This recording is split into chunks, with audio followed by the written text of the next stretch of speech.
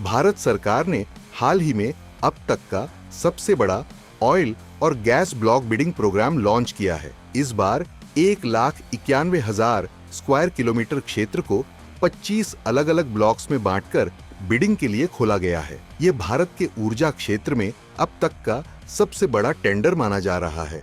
लेकिन यह बिडिंग प्रक्रिया क्या है? ऑयल और गैस ब्लॉक्स किसे और कैसे अलॉट किए जाते हैं और भारत को इससे क्या फायदा होगा? चलिए इस वीडियो में इन सभी सवालों का जवाब विस्तार से जानते हैं। दरअसल भारत सरकार द्वारा 25 ऑयल और गैस ब्लॉक्स को बिडिंग के लिए खोला गया है। इस बार जो क्षेत्र बिडिंग के लिए दिया गया है वो पिछले सभी बिडिंग राउंड से बड़ा है। इसका total area 1.91 lakh square kilometre है।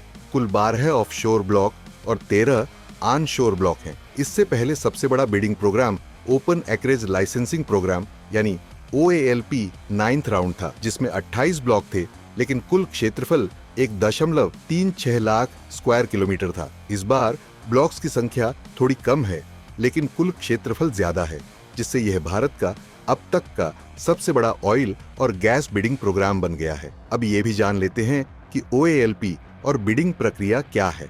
दरअसल 2017 से पहले भारत में ऑयल और गैस ब्लॉक्स को अलॉट करने की प्रक्रिया बहुत धीमी और जटिल थी। सरकार खुद ही कुछ ब्लॉक्स को चिन्हित करके कंपनियों को देती थी, लेकिन 2017 में भारत सरकार ने ओपन एक्रेज लाइसेंसिंग प्रोग्राम यानी OALP लॉन्च किया, जिससे कंपनियां खुद सरकार को बता सकती हैं कि उन्हें कहां पर ऑयल और गैस रिजर्व मिल सकते हैं। अब आप कहेंगे कि कैसे होती है बिडिंग? दरअसल कंपनियां सरकार को आवेदन देती हैं कि वे एक खास क्षेत्र में खुदाई और खोज यानी एक्सप्लोरेशन करना चाहती है।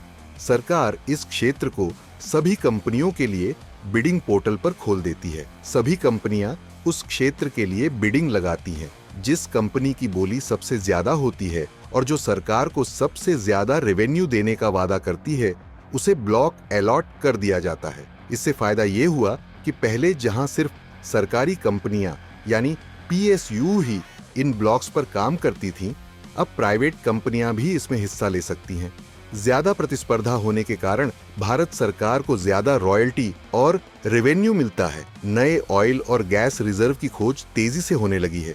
और बात अगर पिछली बिडिंग से इस बार की बिडिंग की करें तो भारत सरकार का यह 25 ब्लॉक वाला नया बिडिंग राउंड कई मायनों में अलग और बड़ा है। पिछली बार OALP 9 में कुल 1.36 लाख स्क्वायर किलोमीटर का क्षेत्र था, लेकिन इस बार 1.91 लाख स्क्वायर किलोमीटर है, यानी कुल क्षेत्रफल में 40% से ज्यादा वृद्धि हुई है। इस बार 12 ऑफशोर ब्लॉक्स हैं, यानी समुद्र के अंदर तेल और गैस की खोज ज्यादा होगी। समुद्री क्षेत्रों में तेल और गैस की संभावनाएं अधिक होती हैं, जिससे भारत की ऊर्जा आत्मनिर्भरता बढ़ सकती है। पहले के न्यू एक्सप्लोरेशन लाइसेंसिंग प्रोग्राम यानी NLEP में कंपनियों को अपने प्रॉफिट का हिस्सा सरकार को देना पड़ता था, लेकिन अब रेवेन्यू शेयरिंग मॉडल लागू किया गया है, जिससे सरकार को सीधा फायदा होगा और किसी भी कंपनी को हेरफेर करने का मौका नहीं मिलेगा। बात अगर भारत चीन की करे कि दोनों में कौन आगे,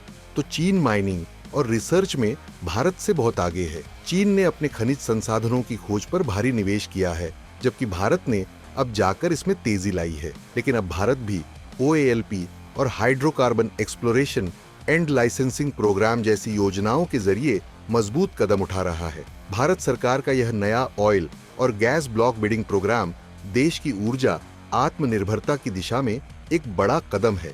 खैर, अगर यह प्रोग्राम सफल होता है तो भारत अपने तेल और गैस उत्पादन में आत्मनिर्भर बन सकता है और भारत की अर्थव्यवस्था को बहुत फायदा होगा।